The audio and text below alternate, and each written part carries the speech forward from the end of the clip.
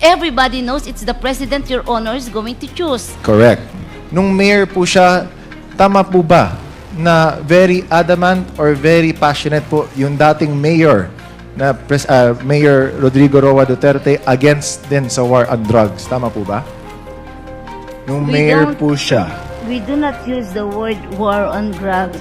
Lumalabas na siya ay sinuhulan o kaya pinilit na umatras at huwag makialam sa operasyong nauwi sa pagpatay ng 3 Chinese nationals sa Dapicol.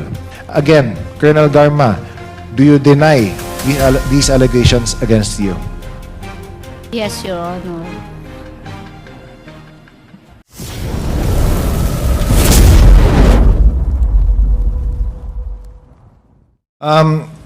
I would just like to pick up on a few points muna made earlier. First, nung kay Congressman Johnny Pimentel, and another point that was also brought up by our colleague, Congressman Raul Manuel. The first is on the question of personal relationship to our former president. No? Sabi niyo po, ma'am, and please confirm, na you did not or you do not ask favors from any political entity, any political figure for the advancement or the enhancement of your career. Tama po ba yun? Yes, Mr. Chair. Okay. That being said, it was also, Colonel Garma also mentioned earlier na when she applied for her position, for the position of General Manager sa PCSO, she approached then Special Assistant to the President, Bongo, for the transmittal of her letter to the President, to which she was given a reply na babasahin ito ni President. Tama po ba? Yes, Mr. Chair. So, Mr. Chair, there is still inconsistencies pa rin with the testimonies or the narrations given by Colonel Garma, and we'd like to explore it even further. But to bring it back again to PCSO, so even if, sabi nga kanina ni Congressman Jay Suarez, na to give the general manager position to somebody who has no background in that same institution is unheard of or unusual.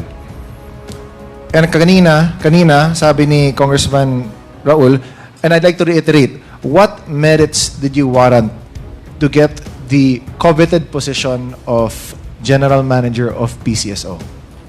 Mr. Chair, yung pinalitan ko po ay isang general din po.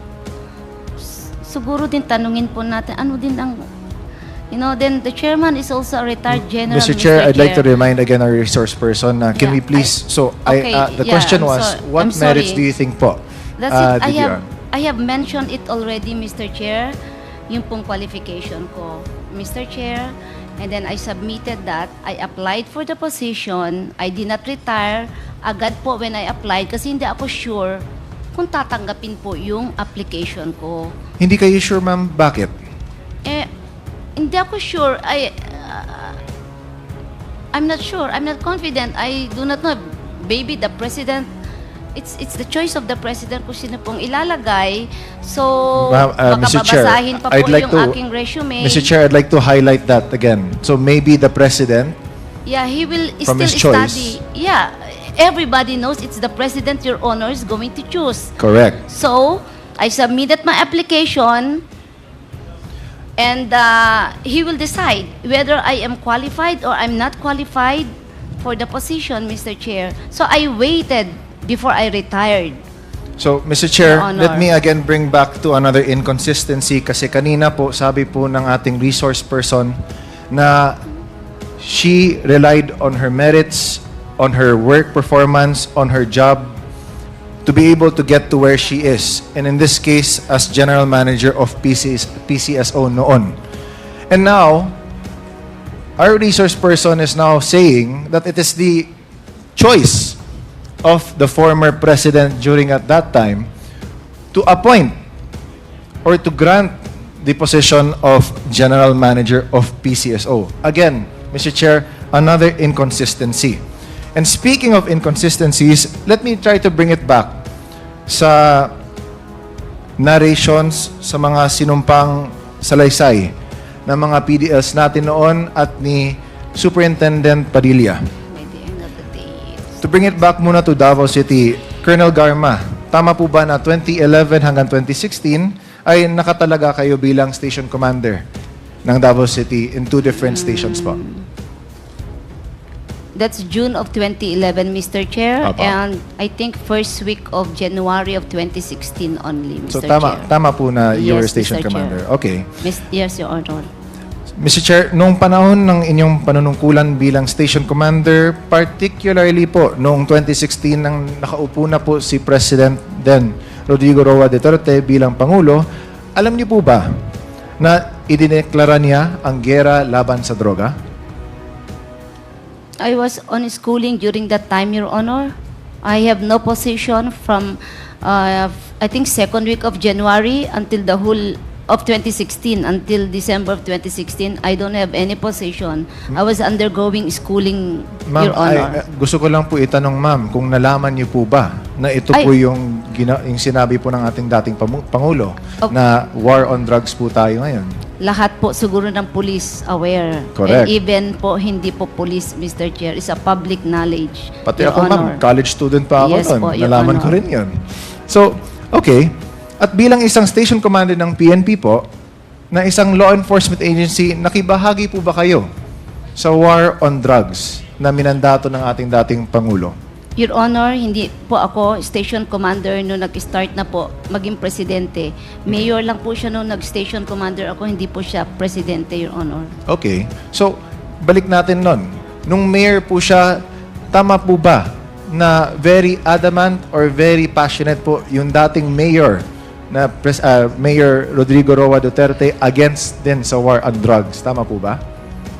Nung mayor po siya. We do not use the word war on drugs Sige po. during Okay. those times, Mr. Chair, Anti-drug Your Honor. campaign, anti-drug operations, tama po ba? Yes, Your Honor. Okay. So, aware din po kayo na yun talaga yung naging top priority of then Mayor and now former President Rodrigo Roa Duterte. Tama po ba? That was his campaign slogan, Your Honor, yes. Correct. So, okay. Kabilang po sa mandato ninyo bilang isang law enforcement officer, during that time, may mga nakikilala po ba kayo? Or at least na nalalaman po ba kayo mga operations kalaban? Or tinatarget ang mga drug personalities, mga drug lords and the like? May I be clarified kung yung nalalaman, how do we define nalalaman, Mr. Chair? As in, like, for example, na meron suspect na kilalang drug lord or high-profile target at pumupunta sa iyo or dumadating sa iyo na, okay, ito yung operasyonan or kaya gumawa tayo ng isang operation para mahuli itong drug personality. No, Your Honor, that's not how it works How does it on work the ground. then? We have to build a case, Your Honor. During that time when I was with CIDG, wala po kaming operation because more on financial investigation po ang CIDG. Sorry, more on? Financial investigation po ng mga identified who has records on drugs based sa intel, Your Honor. So based po sa intel, nalaman niyo rin po na may mga Chinese drug lords na high-value targets na nandun din sa loob ng Dapicol at that time. Tama po ba? No, Your Honor, I'm not aware of that. Bakit? Because I was on schooling and I don't have any hand on any information or intel, none, Your Honor. Sino po ba yung in charge po dati sa CIDG during that time? I think during 2016? 2016 there is a two regional chief of CIDG nung 2016 po, Your Honor. Okay. Can you name both? I think it's Colonel Pernito, sir.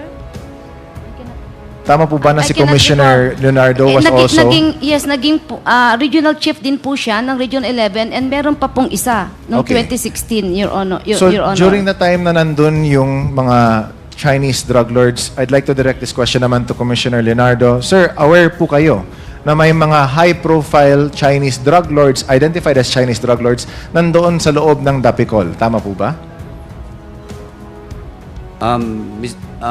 Hindi particular po dun sa iniimbestigahan, Mr. Chair. Ang alam ko po, marami pong drug lord na nakakulong sa buong Bucor po, covered po ng Bucor. Okay. Thank you, Mr. Chair. So, bilang isa sa mga may matataas na posisyon sa isang law enforcement agency, for sure kilala niyo naman, kundi man lahat, or ilan, na mga malalaking mga criminals na noted na pumapasok sa Dapicol or any area within Davao City. Kasi part of investigation naman din yun. Tama po ba? Hindi po kami ni-inform kung Okay.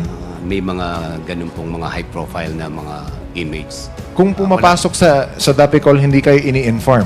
Hindi po kami kasali sa protocol na yon, Mr. Chair. Sino po ba yung ini-inform or sino lang po ba yung mga nakakalaman based on your experience po, sir? Sa tingin niyo lang po. Tungkol po sa... May I be clarified, Mr. Chair? Yung sa if, pagpasok po ng mga high value or mga very in the notable. Picol, Mr. Chair. Po? In the Picol po.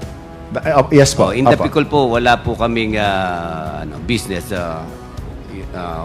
Sila lang po yung nakakalam, mga taga-Dapicol lang po, Mr. Chair. Would you agree with me, Mr. Chair, that si Superintendent Padilla would know na may mga high value targets na pumapasok sa Dapicol? Possibly, alam niya po, Mr. Chair. I'd like to direct my question to Superintendent Padilla. Sir, nung pumasok yung mga high value targets doon sa Dapicol, nalaman niyo po ba na sila po ay mga high value targets identified on the get-go na high value targets dahil sila ay Chinese drug lords? Yes, Your Honor, Mr. Chair. Okay. So, may mga salaysay kasi na nangyari ni PDL Jimmy Fortaleza and sa inyo po, Sir Padilla, that indicate na tumawag po si Colonel Garma, that she mentioned na may mga high value targets na ooperasyonan nila. Colonel Garma, do you confirm or deny making this call? I do not confirm, Your Honor. So you deny making this call? Yes, Your Honor. So are you saying na sa dalawang sinumpaang salaysay, mali po yung dalawang iyon na naka-notarize na under oath binalik dito sa ating committee, sinasabi niyo po ba na mali po sila at sa iyo po yung tama? Yes, Your Honor. Okay. Mr. Chair, I'd like to put that on the record. Mr. Chair, again, Colonel Garma, you are under oath. So, yung sa tawag na yun, I'd like to direct this question naman to Jimmy Fortaleza. Sir, so tama po sir, di ba, na tumawag daw sa inyo si Colonel Garma kasi meron kang naka-assign na cellphone sa inyo and special ito na assignment, di ba, yung mga cellphone daw, sabi niyo po dati, tinawagan kayo at binigay niyo kay Superintendent Padilla yung cellphone para makausap si Colonel Garma sa kanya. Tama po ba? Yes, Your Honor. Na yung tumawag si Colonel Garma, lumabas ba yung pangalan niya sa cellphone na siya yung tumatawag or ibang number ba to or dahil sa boses niya nakilala niyo? Yes, Your Honor. So, lumabas ba yung pangalan niya sa cellphone? Yes, Your Honor, because I have a number of Colonel Garma, Your Honor. So, bale, naka-phone book na. Yes, Your Honor. Okay. So, nalaman niyo na siya tumawag at sabi po niya na I think nasa sinumpaang salaysay niyo na pinapamigay niya yung cellphone kay Superintendent Padilla para makausap niya. Gusto niya makausap si Colonel Padilla, Your Honor. Okay. Thank you, Sir Fortaleza. And I'd like now to redirect this again to the supplemental affidavit na binigay the affidavit na binigay din ni Superintendent Padilla. Do you confirm, Mr. Padilla, na in your affidavit, nung tumawag si Colonel Garma kay Jimmy Fortaleza at binigay sa inyo yung cellphone, was there a threat made during that conversation? Sorry, Your Honor. Was there a threat? Ano ba Yes. yung topic ninyo? Yes, Your Honor. Ano ba yung naging topic ninyo nung sa phone call na yon? Nung nakausap ko po siya sa cellphone ni inmate Fortaleza, Chief Garma told me may mga tao kami dyan nagagawa at huwag mo na questioning. And I'd like to, please continue. So number 5, ito ng sinumpang salaysay po, di ba? Yes, Your Honor. So, allow me to continue na lang. Sabi niyo po, di ba, na Chief Garma told me, may mga tao kami dyan na gagawa at wag niyo nang questionin. And whether you like it or not, we will operate and do not interfere. Baka madamay pa pamilya mo. Tama po ba na ito mismo yung sinabi sa inyo, yung pag-abot ni Sir Jimmy Fortaleza ng cellphone Yes, sa inyo? Your Honor, Mr. Chair. And Colonel Garma, I'd like to redirect this question to you. Do you still deny making this phone call or making this, saying these inside the affidavit of Superintendent Padilla? Yes, Your Honor. Okay.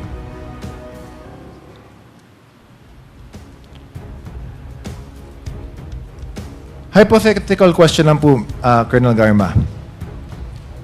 And in your expert opinion, as CIDG, part of CIDG din dati, di ba you specialize on investigations, you specialize on at least, kumbaga, getting and gathering intel sa mga cases that you have to build up, o kaya the cases that the PNP has to operate on. Tama po, di ba?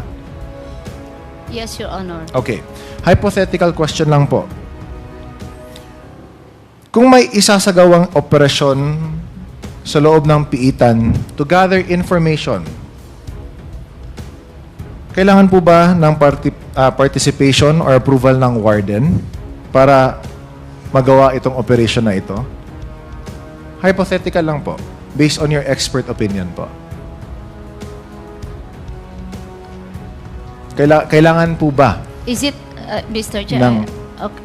kailangan po ba It depends. ng approval or cooperation ng warden? Yes, Your Honor. Okay. So, if, for example, yung operasyon naman na iyon is to further charge or to kill anybody inside the penal colony, kailangan po ba to ng approval or cooperation ng warden? That is a illegal activity, Your Honor. I don't even want to give my opinion on that because So, it's illegal. correct. Pero, so, bawal ito. Pero kung for example lang, again ma'am, hypothetical, may isang kriminal na gustong pumatay ng isang tao, na isang target niya sa loob ng penal colony. Kung nakikisawsaw ang warden, magagawa ba ito o hindi? What do you, If the warden... I cannot give my opinion on a matter that is illegal, Mr. Chair. Ma'am, you are decorated. You are in the Yes, CIG, Mr. Chair. Yes, Your CIDG, Honor. which means that these kinds of investigations are no stranger to you. You would know, to be able to solve a case and to investigate it well, kailangan nyo rin na So- you have to think in the minds also of the criminals din para malaman mo kung ano yung next move nila. So are you saying, ma'am, na despite your expert opinion, you cannot give us Mr. Chair, an opinion regarding it this? depends on the facts of the case, Mr. Chair. So, ma'am. I do not understand the facts of the case. Mr. Chair, I'd like to Because I reiterate. don't- I'd Mr. like to Chair. reiterate. We're trying to speak hypothesis muna, Yes, ma'am. Mr. Chair. So what... Kung may gustong pumatay ng isang inmate at nakikisawsaw or alam ng warden at binabawal niya, magagawa ba yung pagpatay? Yes or no? Everything is possible, Mr. Chair. Yes or no po, ma'am? Everything is possible, Mr. Chair. Okay. So is it also possible na para maging very successful yung pagpatay ng 3 Chinese nationals, na kailangan dapat na hindi makisawsaw or hindi dapat involved yung warden or mag-back out yung warden para smooth yung operation sa pagpatay ng 3 Chinese nationals noon? Your Honor, everything is possible, Nangyari Your na Honor. po ito, ma'am. Which means na in order for that operation to be successful, kailangan dapat na mag-back out yung warden. Pero dahil kasi hindi siya nag-back out, kailangan dapat ng other methods of force, such as threats or bribes. Superintendent Padilla, kung hindi kayo bribe or threaten, papayag ba kayo na may mangyari ng ganyan sa loob ng Dapicol under your watch? No, Your Honor. Correct. Kasi yung pangalan nyo, yung lulutaw as the person responsible. So, Mr. Chair, I'd like to point out, Mr. Chair, na there are very many inconsistencies again. The reason why na we brought out the hypotheticals po is because na in order for an operation this complex to happen, there are many moving parts na kailangan dapat mangyari. And one critical part that has to happen is that dapat hindi involved or dapat there is the omission of the then Warden Superintendent Padilla for that operation to be very successful. Kasi kung nandun si Warden, kung nakikisawsaw si Warden, kung alam ni Warden na mangyayari yun at binawalan niya, then this wouldn't have happened at all. Kaya naawa ko, Sir, Superintendent Padilla, again, I respect you coming forward. I respect also the fact that even if there are threats to your life, especially as what was stated din sa loob ng inyong sinumpaang salaysay, na you still went forth and came out also with what you've shown as the truth. Now, tinatanong ko kasi yung mga katanungan ito, Colonel Garma, dahil lumalabas po sa mga testimonya ng ilang saksi na kayo po ang tinuturo bilang nag-uutos o namumuno ng operasyon sa pagpatay ng Chinese nationals sa Dapicol. Not just 1 or 2, 3. 3 sinumpang salaysay point to you as the mastermind behind this. Sa nasabing pagbisita, nabanggit ni Major Fortaleza na binisita niyo siya sa Davao Penal Colony kasama ni Colonel Villela and Colonel Grijaldo matapos ang panalo ni Presidente Duterte noong 2016 elections. Ayon po kay Fortaleza, sinabi na rin ako sa kanya na may operasyon ako sa mga Chinese na ito. Dagdag pa niya, nang ibig sabihin daw ng operasyon ay may papatayin. Dagdag pa po sa salaysay din ni Major Fortaleza na tinawagan niyo raw siya muli upang utusan na bigyan ng pagkain sila Tata at Andy. Totoo ba to? Bakit niyo pa sila bigyan ng special na attention? Ginawa niyo ba to? Ginagawa niyo ba to sa ibang inmates? Nobody knows, di ba? Pero sabi nga sa salaysay ni Jimmy Fortaleza na yun nangyari. And bukod pa kay Fortaleza, sa sinumpaang salaysay ni Superintendent Padilla, malinaw na tinuturo din kayo bilang nasa likod ng operasyon ng pagpatay ng mga Chinese nationals sa Dapicol.